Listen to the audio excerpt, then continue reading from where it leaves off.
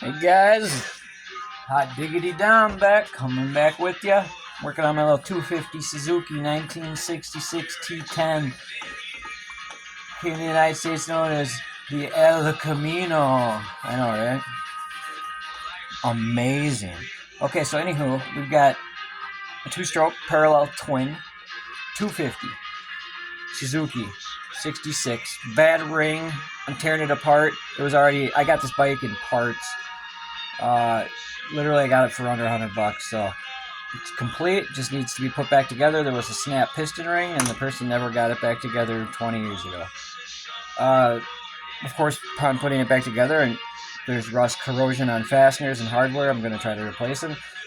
The sooting, corrosion, and simple bake on top of the pistons being present from use, I'm going to go ahead and try to knock most of that stuff off, while making sure not to get into any of the metal that's already present.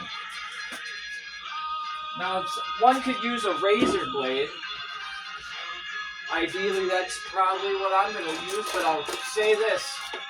Be very, very careful at that. I don't recommend doing it unless you're comfortable with ruining shit, because that possibility is going to exist. As soon as you put hard metal upon hardened metal, start scraping, you can change tolerances.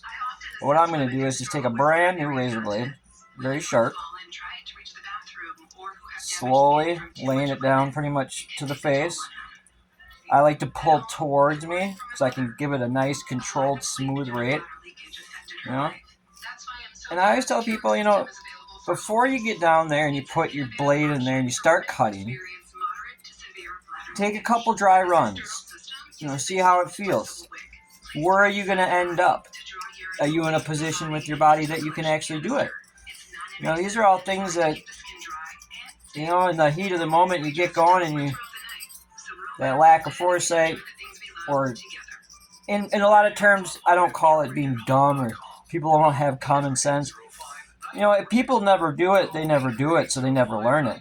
There's a lot of people that I'm like, how can that person have never done that? Well, the environment, the life that they existed in, there was never a variable that presented itself that they could have done that. So I have to look at that.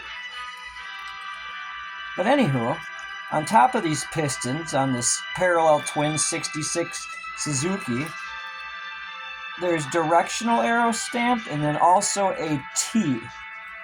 And I imagine the T just exists for the manufacturing plant to be able to more easily identify in their parts bins. Alright, so I scraped most of that down. This stuff's coming off really easily. And now I'm just going with some standard medium steel wool. Medium fine, pretty wiry. Oh man, that looks nice.